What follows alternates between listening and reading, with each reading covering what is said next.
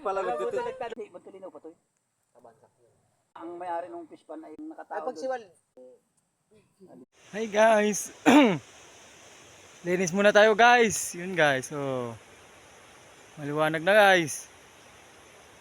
Guys oh. Tinabasan niya guys. Ganda na dito guys oh. Yun guys. Yun guys oh.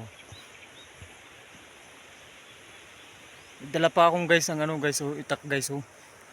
Tatabas talaga ako guys. Ang hirap dito guys. Ang daming ano guys. Hirap tabasin. Kaya guys. Initak. Iba grass cutter.